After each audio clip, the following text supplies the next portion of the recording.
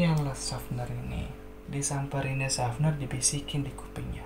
Cooper bilang, "Nona, sebaiknya kamu membaca catatan itu. Saya membawa bom."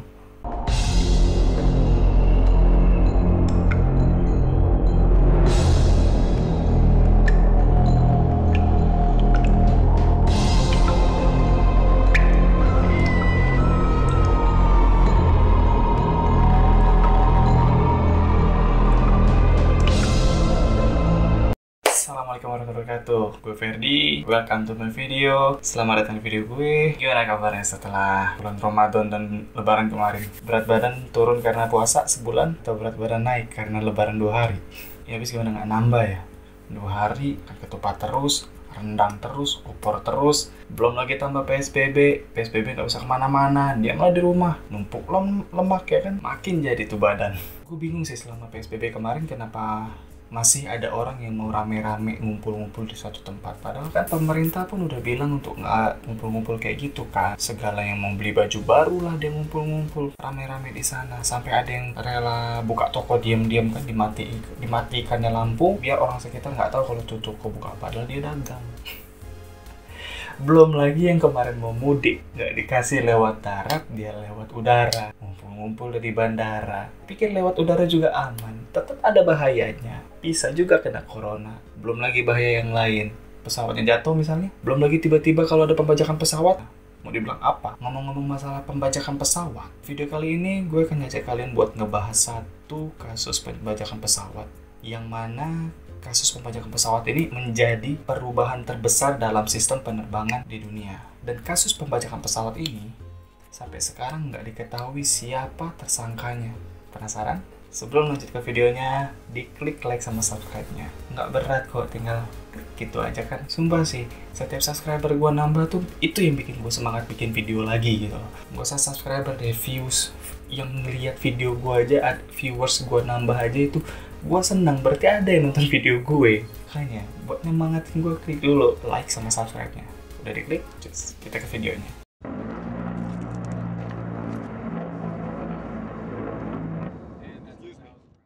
Kasus pembajakan pesawat dengan kode Norjack yang sampai sekarang belum diketahui kejelasannya dimulai dengan seorang pria bersetelan jas hitam lengkap dengan dasinya ala-ala MIB.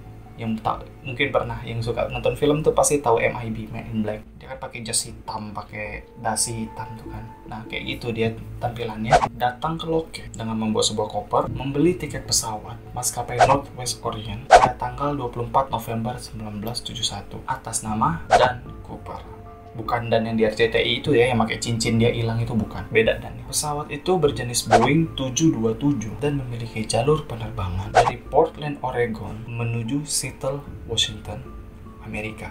Yang nantinya penerbangan itu memakan waktu hanya sekitar 30 menit. Karena memang nggak terlalu jauh lah jarak dari Portland ke Seattle, Washington itu emang nggak jauh. Cuma sekitar 30 menit naik pesawat itu.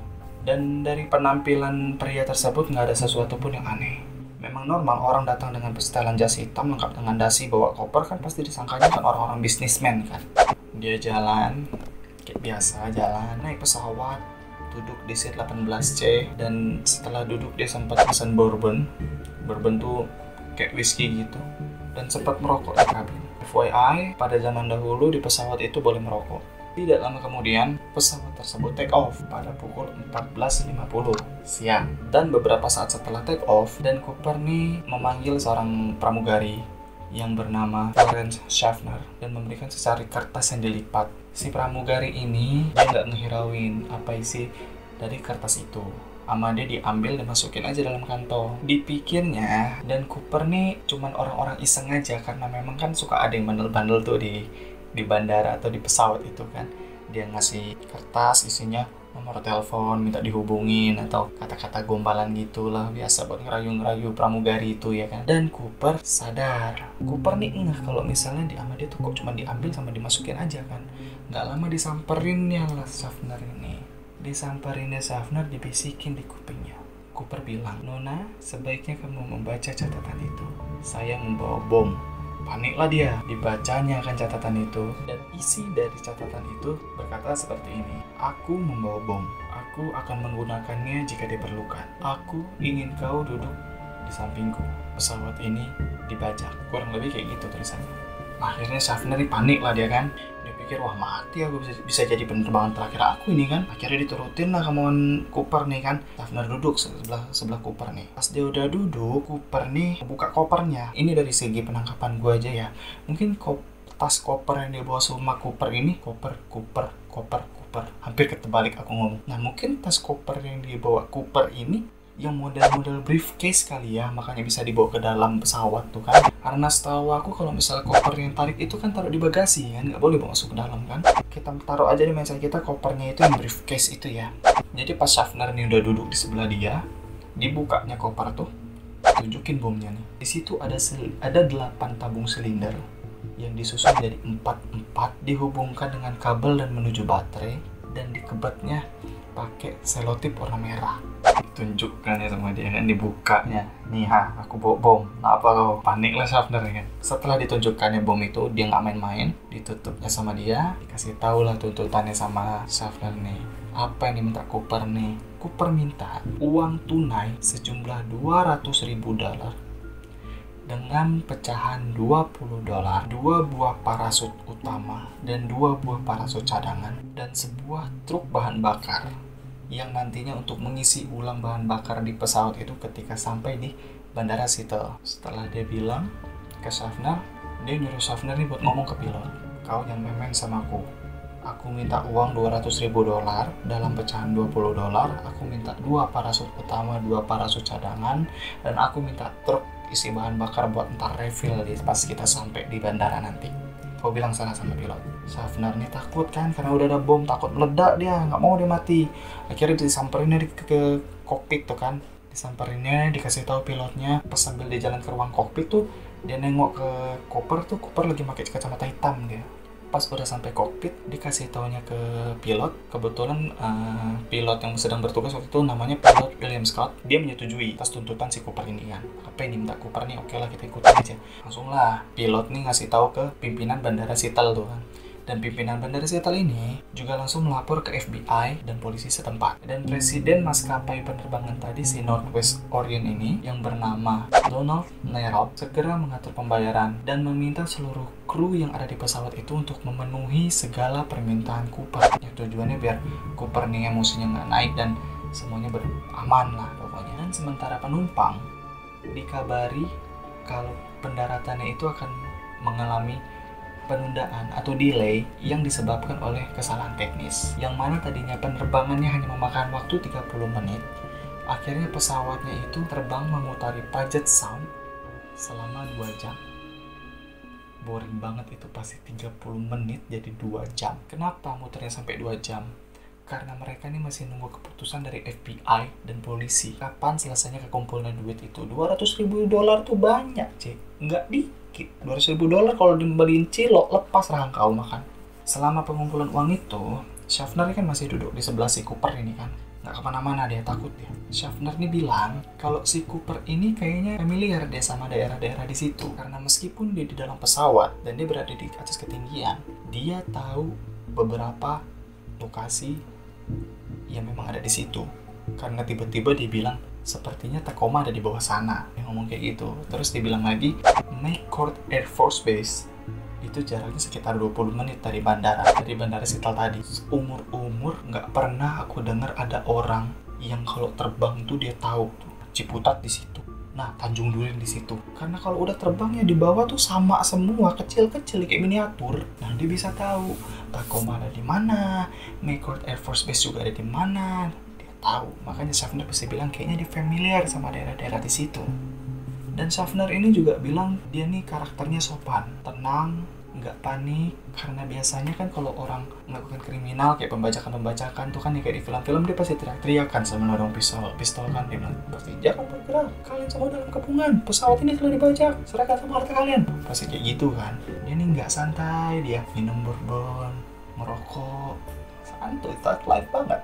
Kesaksian Schaffner ini pun didukung oleh kesaksian dari pramugari lain yang namanya Tina McLaughlin. Tina McLaughlin pun berkata hal yang sama. Cooper ini tipe-tipenya sopan, ramah, tenang. Bahkan dia tuh sempat nambah bourbon lagi, dia mesen bourbon lagi, dan dia minta air putih. Dan lucunya, dia bahkan membelikan beli makanan di pesawat tuh buat seluruh kru yang ada di pesawat. Mungkin kalau lebih lama lagi pas dia dapat uang, mungkin dia syukuran kali ya, ditraktir satu pesawat tuh makan nasi kuning.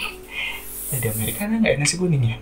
Pukul 17.39, Cooper dapat kabar kalau akhirnya tuntutannya sudah dipenuhi. Dapat kabar dia udah ada semua, uangnya udah ada, parasutnya udah ada, truk bahan bakarnya pun udah ada. Pukul 17.45, ini pesawat itu landing, mendarat di bandara Seattle, Tacoma, Washington. Cooper nih pintar sama licik, emang gak jauh beda. Dia minta pilotnya buat parkir di tempat yang beda. Tempatnya tuh agak sepi, terang. Dan dia minta lampu di dalam pesawat tuh dimatiin semua. Jadi kan kalau misalnya matiin kan luar aja kan yang kelihatan kan, terang-terang tuh kan. Tujuannya apa? Dia mau mengawasi pergerakan dari FBI dan polisi. Juga dijaga-jaga kalau misalnya ada penembak jitu di sana. Kemudian tuntutan si Cooper ini yang berupa uang dan parasut itu dianterin lah sama manajer operasionalnya Northwest Orient ini. Dan si Cooper nih juga seperti yang gue bilang tadi, dia nih pinter binditik. Disuruhnya Tina Maklo buat ngambil.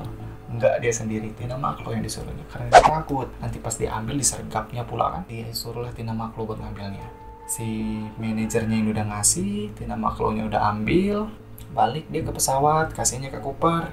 Cooper langsung bilang, dah Schaffner boleh turun. Kru yang bernama Alice Hancock boleh turun. Dan seluruh penumpang yang ada di pesawat turun. Dia cuma menyisakan 4 orang dalam pesawat. Yang mana diantaranya itu pilot William Scott, co-pilotnya William Rexach, sorry kalau pronounce salah, pramugari Tina Maklo yang tadi ngambil tas tuh, sama teknisi penerbangan yang bernama H.E. Anderson. 4 orang itu aja yang disesain sama dia nih. Setelah sampai tuh kan dia nggak langsung terbang kan. Ingat yang diminta dia tadi kan, uang, parasut, bahan bakar. Di refillnya lah bahan bakar pesawat itu kan. Yang namanya refill bahan bakar kan nggak cepat kayak kita di Pertamina, bang 20.000. Nggak, lama dia pakai truk, disambungnya dulu, dan dia maunya full kan, itu lama. Dia bilang ke pilotnya nih, tujuan kita sekarang ke Mexico City, bisa nggak? Tapi aku maunya nih, kau terbang dengan kecepatan 100 knot dan dengan ketinggian 10.000 kaki. Buat menjamin pesawat itu terbang sesuai dengan yang diminta oleh Cooper, dia minta tuh untuk roda penerbangan itu tetap dikeluarin dan merendahkan sirip sayap tuh sebesar 15 derajat dan kabin tidak boleh bertekanan. Kopilot William Rexach ini bilang sama si Cooper, kayaknya nggak bakal nyampe kalau ke Mexico City. Soalnya kapasitas bahan bakarnya nggak sebanyak itu. Ini paling cuma sampai 1000 mil. Gimana kalau misalnya nanti kita isi bahan bakar lagi? Jadi kita transit dulu, nanti baru pergi lagi ke Mexico City. Akhirnya Cooper setuju lah. Jadi tujuan mereka yang tadinya ke Mexico City berubah ke Bandara Reno di Nevada. Karena mereka sepakat tuh kan ke Bandara Reno dulu buat isi bahan bakar. Cooper nih minta, nanti kalau pesawat tuh udah di atas, udah mengudara, aku mau pintu belakang tuh kalian buka. Dia panik lah semua kan. Ya, semua orang juga pasti tahu kalau selama penerbangan nggak boleh ada pintu ini buka ataupun ada celah. Karena sekali ada celah, dikit aja, tekanan angin di dalam pesawat tuh pasti bakal berubah drastis.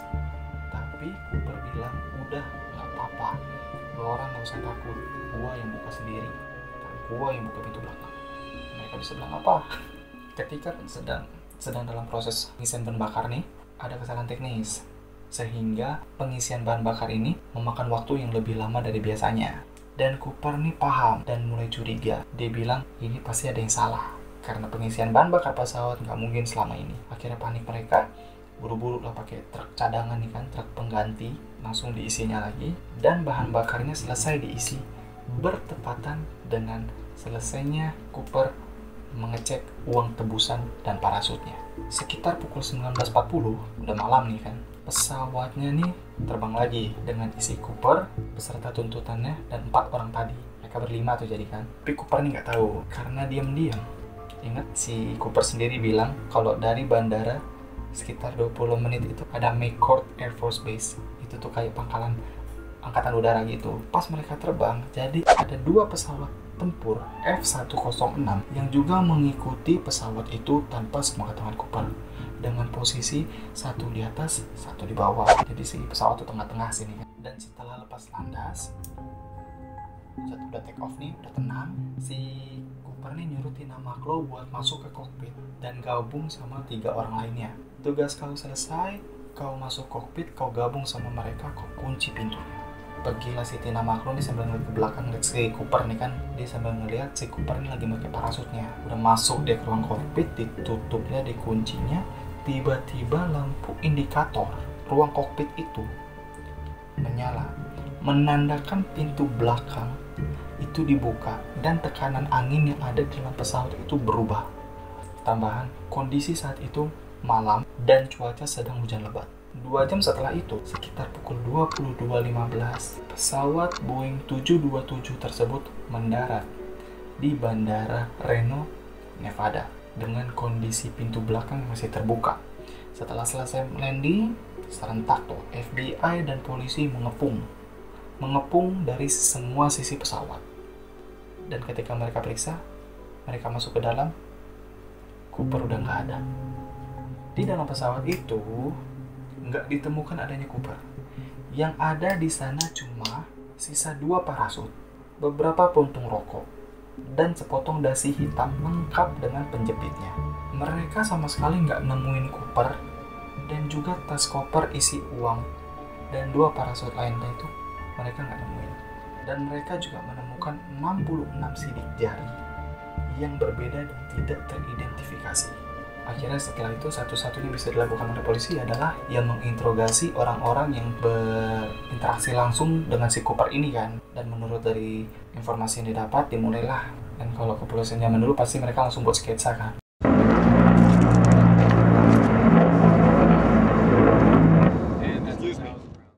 Setelah Dan Cooper nggak ditemuin nih, dan sketsanya udah jadi, mulailah polisi ini mulai melakukan pencarian. Kebetulan di waktu yang sama itu sedang ada kasus juga, cuman nggak tahu kasusnya apa, yang mana nama tersangkanya itu D.B. Cooper. Mirip kan, Dan Cooper, D.B. Cooper. Polisi ini awalnya curiganya si D.B. Cooper ini, cuman pas udah diselidikin nggak ada bukti yang mengarah ke si D.B. Cooper ini. Namanya manusia kan baru penyelidikan aja heboh, biasanya media juga udah keluar. Nah, salah satu reporter yang masih dikatakan belum profesional, bisa dibilang rancu lah pikirannya, yang di mindset dia itu bukan Dan Cooper tapi D.B. Cooper, dan dia ngejar deadline untuk berita itu. Akhirnya kesebutlah sama dia D.B. Cooper, yang sampai sekarang yang menjadi nama tersangka dari kasus ini, padahal bukan D.B. Cooper, Dan Cooper.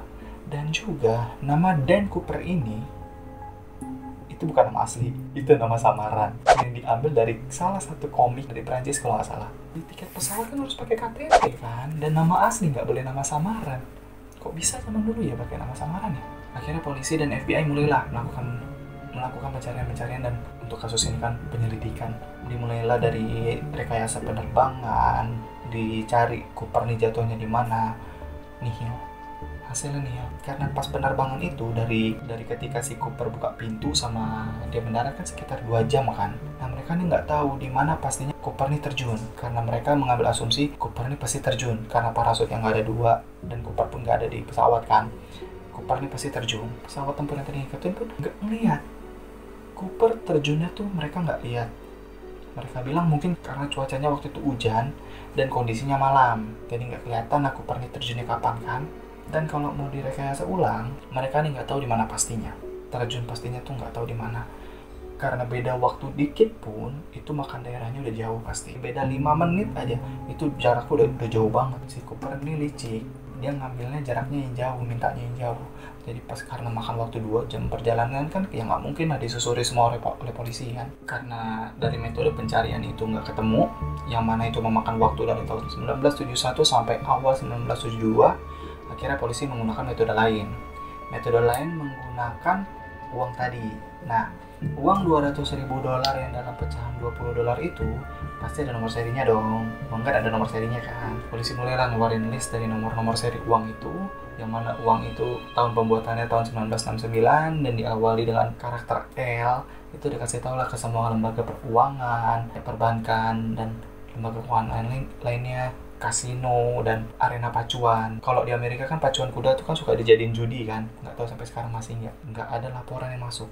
Jadi kayak $200.000 itu nggak dipakai sama sekali sama si Cooper ini. Tapi 7 tahun kemudian setelah Cooper menghilang di sekitar tahun 1978, itu ada seorang pemburu yang menemukan sebuah plakat yang berisi instruksi bagaimana cara membuka pintu belakang tadi itu, yang berjarak hanya beberapa menit dari penerbangan terakhir.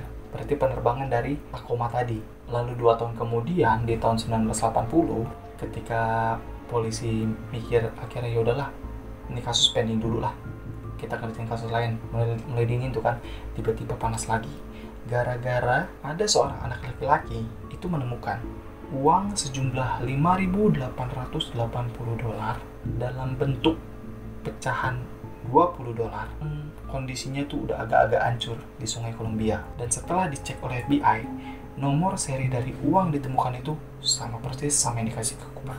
Akhirnya mulai dari pencarian sampai dengan metode nomor seri uang ini, akhirnya mulai banyak pertanyaan yang sampai sekarang nggak ketahuan jawabannya apa. Sekalinya ketemu pun masih ada hal yang nggak mendukung gitu kan. Akhirnya seorang profiler dari FBI mengambil kesimpulan bahwa si Cooper ini orang yang mengenal daerah Seattle dengan baik dan pernah berdinas di Angkatan Udara dan memiliki pengalaman dalam hal terjun payung. Dan pada tanggal 31 Desember 2007, FBI ini masih nggak nyerah. Dia mengeluarkan lagi sketsa wajah si Cooper. Kali ini dalam 2 versi. Yang satu versi awal dan satu lagi versi tuanya Cooper nih. Diduga tuanya Cooper kayak gini nih. Dan FBI ini pun bilang, FBI ini nggak yakin kalau si Cooper ini selamat pas terjun itu. Tapi mereka pengen tetap tahu siapa identitas Cooper asli ini. Karena dia kan pakai nama samaran kan.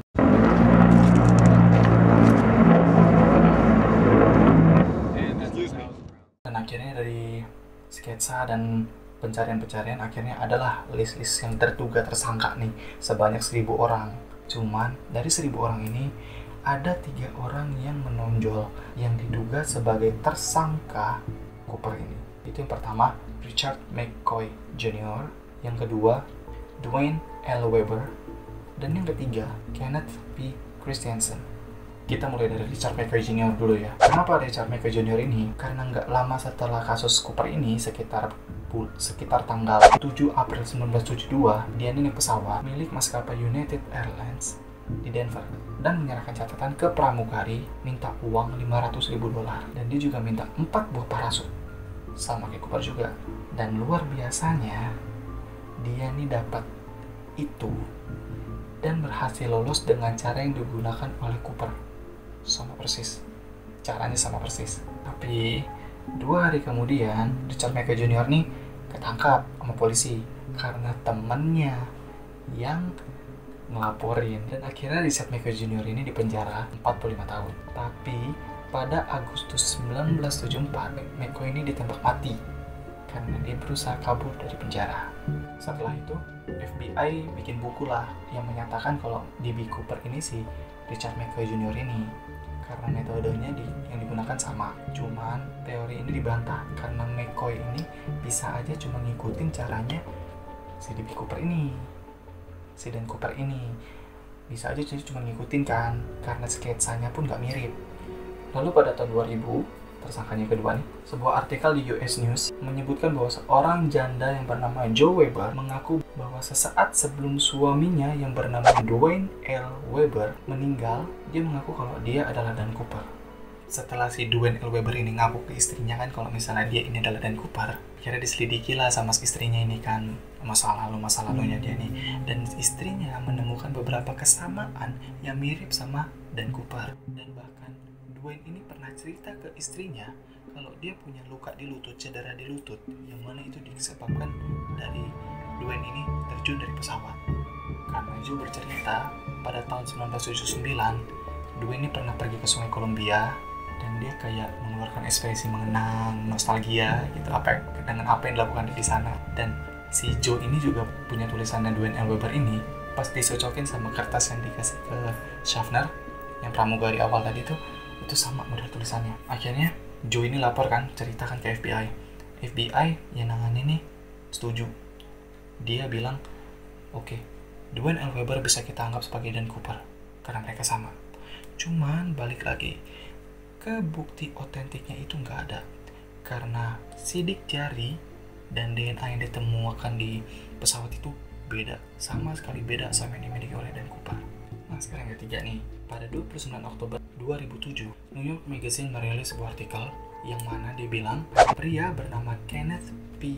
Christensen telah diidentifikasi sebagai Dan Cooper oleh sebuah biro penyelidik swasta. Karena si biro penyelidik ini bilang kalau si Christensen ini dia ini mantan penerjun payung militer, terus mantan karyawan penerbangan, dan juga tinggal di Washington di dekat-dekat daerah pembajakan, yang mana pastinya dia kenal baik dengan daerah-daerah di situ. Ingat kan tadi kan si Dan Cooper tahu daerah-daerah di situ kan dari atas.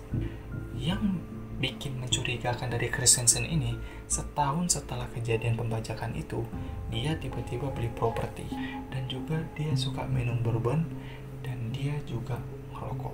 Dan yang pasti, wajahnya mirip, bener-bener mirip sama sketsa yang dikasih FBI.